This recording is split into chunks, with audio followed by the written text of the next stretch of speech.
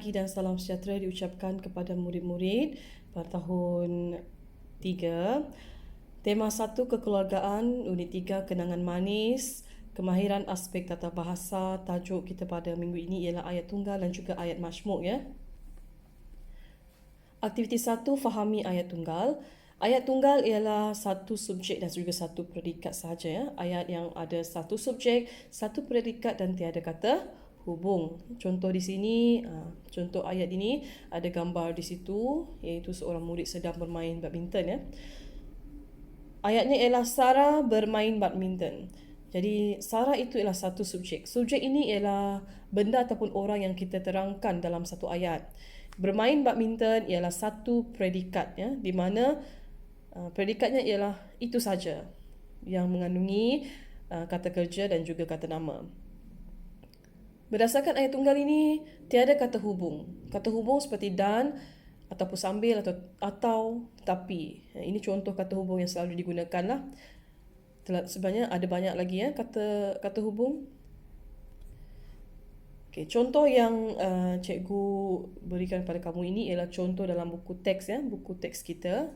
Itu unit 3. Unit 3 kenangan manis.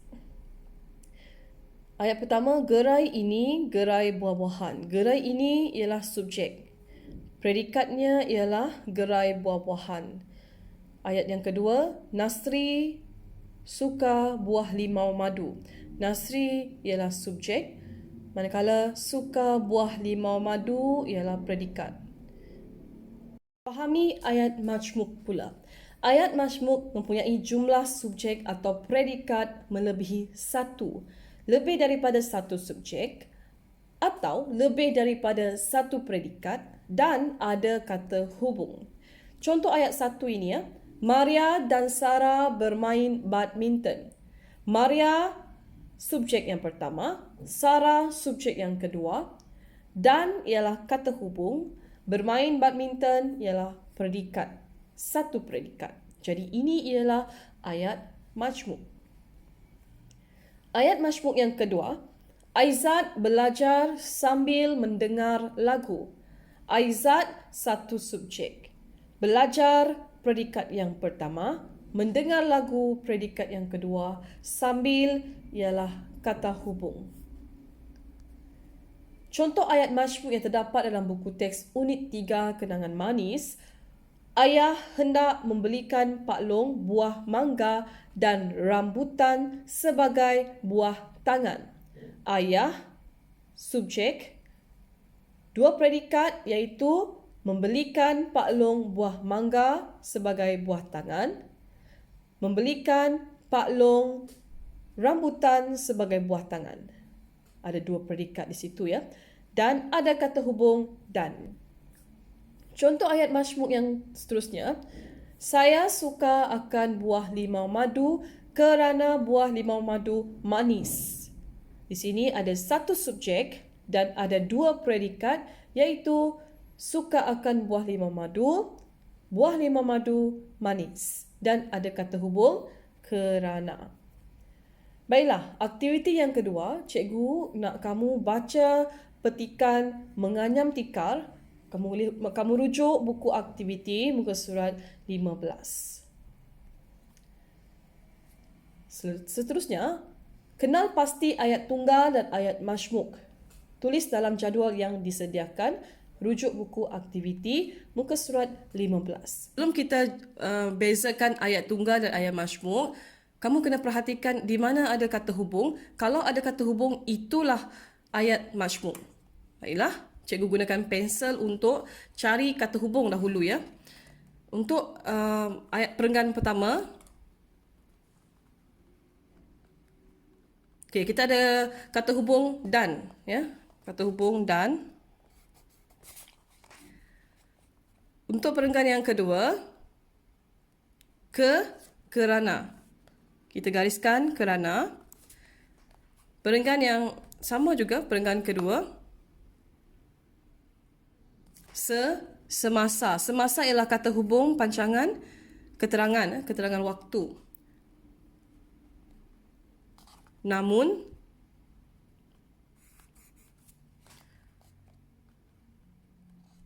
dan juga tetapi. Ini yang cikgu gariskan, ini ialah kata hubung ya. Kita ada 1, 2, 3, 4, 5 kata hubung. Maksudnya kita ada 5 ayat majmuk. Pasti ayat tunggal dan juga ayat majmuk dalam petikan muka surat 15 buku aktiviti. Okey, cikgu sudah gariskan kata hubung dahulu sebab kita sudah tahu ciri-ciri ayat tunggal dan juga ayat majmuk di sini ya. Baiklah, kita lihat pendengar satu dahulu ya kelas. Puan Anita Maklong Alia, seorang pengajar kraft. Beliau bekerja di Kompleks Kraft Johor. Puan Anita mengajarkan anyaman tikar dan jahitan. Di sini kita dapat kenal pasti ayat tunggal dan juga ayat majmuk dalam perenggan ya. Alia suka ke kampung kerana dapat belajar menganyam tikar. Dia sangat seronok. Alia tidak dapat melupakan pengalaman pertamanya semasa belajar menganyam tikar. Walaupun dia berasa agak susah, namun dia gigih mempelajarinya daripada Puan Anita. Akhirnya, Alia berjaya. Alia sangat bangga. Walaupun tidak kemas, tetapi hasilnya itu menjadi kemenangan manis untuk dirinya. Baiklah kelas, sekarang kita lihat ayat tunggal dahulu ya. Kita sama-sama kenal pasti ayat tunggal ialah satu subjek, satu predikat dan tiada kata hubung. Baiklah, kita lihat sini ya. Puan Anita Maklong Alia, seorang pengajar kraft. Itu satu subjek, ya, satu subjek, satu predikat. Jadi, itu ialah ayat tunggal. Ayat tunggal AT1. Baiklah, sekarang kita lihat beliau bekerja di Kompleks Kraft Johor. Beliau bekerja di Kompleks Kraft Johor. Ini ialah satu subjek dan juga satu predikat, tiada kata hubung. Jadi inilah ayat tunggal yang kedua. Seterusnya, lihat ayat yang seterusnya. Puan Anita mengajarkan anyaman tikar dan jahitan. Di sini kita boleh lihat ada kata hubung dan. Kata hubung dan itu ia menunjukkan ayat majmuk ya. Kita tulis itu AT. Sekejap ya. Ini ialah AM. AT pula. AM1. Ayat majmuk pertama. Alia suka ke kampung kerana dapat belajar menganyam tikar. Di sini ada satu subjek dan juga dua predikat. Suka ke kampung, predikat 1. Dapat belajar menganyam tikar, predikat 2. Kerana kata hubung. Jadi ini ialah ayat majmuk yang kedua. Dia sangat seronok. Dia satu subjek, satu predikat. Ini ialah ayat tunggal yang ketiga. Alia tidak dapat melupakan pengalaman pertamanya semasa belajar menganyam tikar. Semasa ialah kata hubung pancangan keterangan waktu. Jadi, ini Alia satu subjek, tidak dapat melupakan pengalaman pertamanya, predikat pertama. Belajar menganyam tikar, predikat kedua. Kata hubung semasa. Jadi inilah ayat majmuk yang ketiga. Walaupun dia berasa agak susah, namun dia gigih mempelajarinya daripada Puan Anita. Ya, ini dia ialah subjek, berasa agak susah, predikat 1, gigih mempelajarinya daripada Puan Anita, predikat 2, namun ialah kata hubung. Jadi inilah ayat majmuk yang keempat. Akhirnya Alia berjaya. Ini ialah ayat tunggal yang keberapa? Keempat. Alia sangat bangga, ayat tunggal yang kelima. Sebab satu subjek, satu predikat, satu subjek, satu predikat, tiada kata hubung.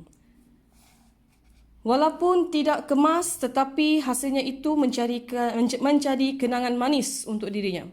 Ini ialah ayat majmuk sebab ada kata hubung tetapi dan juga predikat, ada dua predikat. Baiklah, selepas kamu dah dapat kenal pasti ayat tunggal dan juga ayat majmuk, sila lengkapkan jadual di bawah ini kelas. Itu saja untuk minggu ini. Terima kasih kelas.